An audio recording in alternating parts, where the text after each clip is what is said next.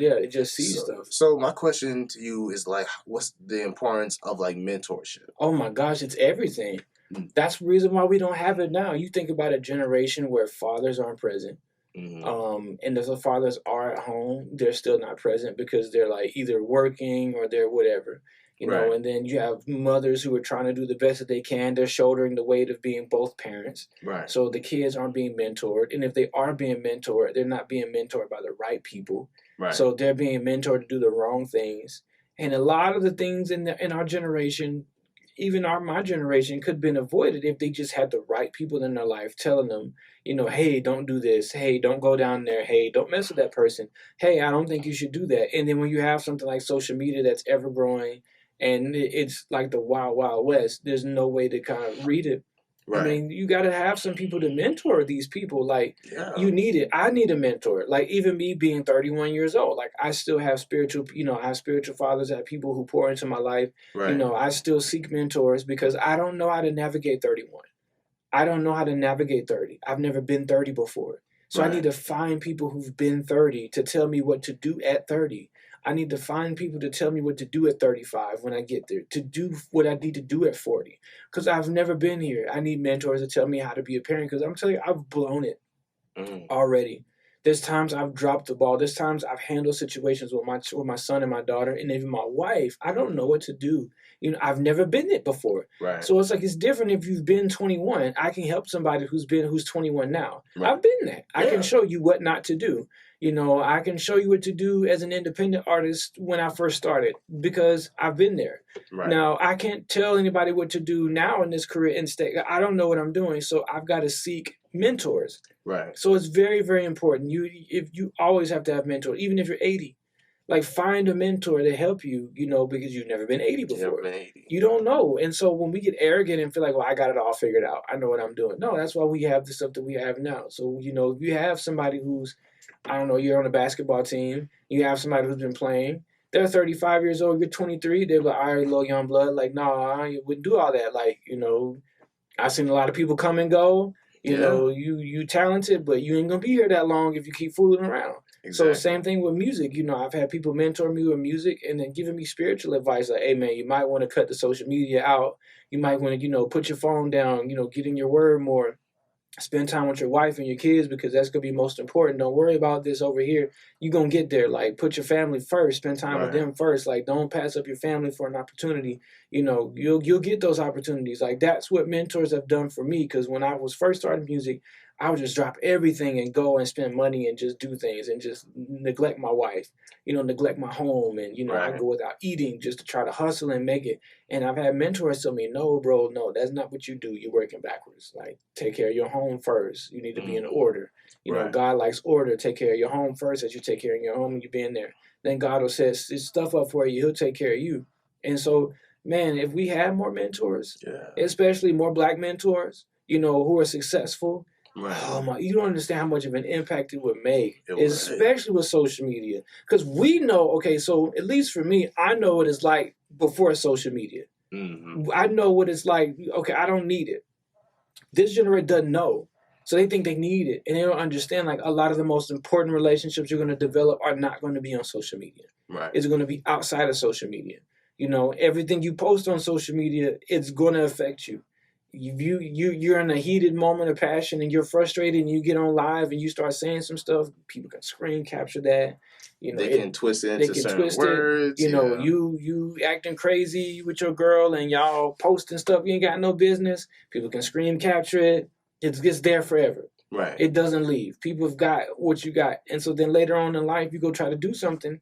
There's a ding, that little thing pops up that you did 5-10 years ago. And it's like, oh, I didn't know you was on it. You're like, oh, I was a kid. But then they're like, I don't know if I want to have you on my, And that's the thing that I wanted to touch bases with you because I've seen this so many times with celebrities. I've seen this so many times with rappers. I've seen this so many times with business people, even content creators, especially content creators, because it's like once some of us were to like let's say we did something that was like out of whack, like like early 2000s YouTube was like crazy. Oh my god! So they was doing like the most wildest things. There was no chill. Right. So like now it's like people would go back in time And then what they would do was like, oh, okay. And I was like, dang, so they said this, they tweeted this, they texted this, they said that, and they're in the third, to the point to where it's like they would bring it up in the present time and say, this was you, this so and so years ago. Or is this the same person that you are today? And that's the thing with the whole cancel culture thing. I'm not trying to get into it as much, but it's like this whole cancel culture thing. I'm not. And here's the thing. Don't get me wrong. I'm not saying that some people shouldn't be held accountable for what they are, for what they did. But I'm also saying the fact that you're making it seem as though that person is going to be the exact same way from 10 years ago. You I know see what you're saying, but it's a viable point, because you're like, especially if that person's on that same type of vibe, you could be like, okay, you said this 10 years ago and you still on that same stupid stuff. It'd be different if like 10 years ago you said some outlandish stuff, but then like 10 years later you can see the change, and now people just kind of digging up stuff to try to hate on you. Right. It's different when you wild and then you still wild doing dumb stuff, and they're like, okay, we should have saw the smoke 10 years ago, and now we just enabled this person. Right. And they're only gotten worse.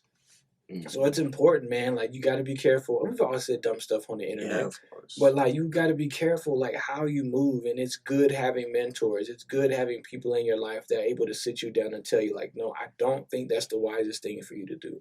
I don't think that you should do that. No, I don't think you should go to the strip club. No, I don't think that's wise for you to go hang out with that person. No, I don't think it's good for you, if you're married, to be hanging out with this woman over here. I don't care how close of friends y'all are.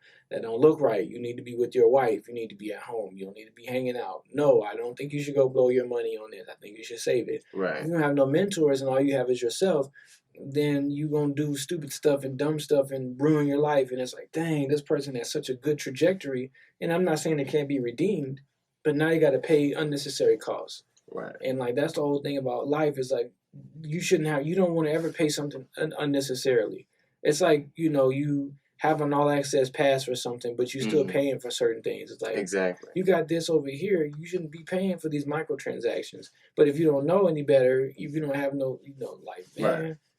The more, sometimes you gotta do better. But I don't want to hold you off too much. But but is there any last words that you want to say that maybe the person who's listening to this that would need to hear?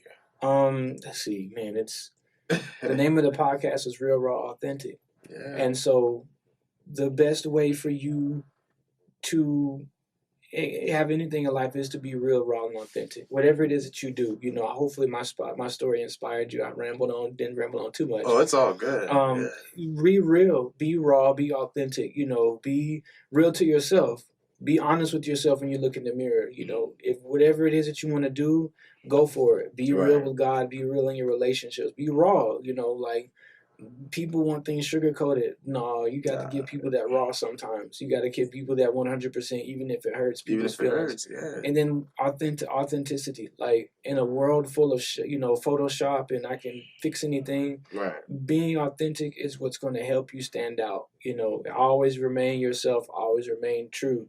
And whatever it is that you're on, people will be attracted to it. It may take a while, but as long as you keep those three into their entirety, and do what you're supposed to do, man, the sky is the limit. Like, so shouts out to everybody that's listening. Keep rocking with Maurice, man. Yes, sir. And like I said before, I genuinely appreciate you for coming up on the podcast, man. Anytime. Like, at the end of the day, I still believe that there's always gonna be room for growth. Always. And this is for the person that at the end of the day, this is something that everybody has to hear sometimes. Through every dark night, there's always a bright day. Always. So with that being said, I would like to say once again, thank you so much. And we'll be coming with you guys with another banger sometime soon. With that being said, you guys take care. Be easy. Peace. All right.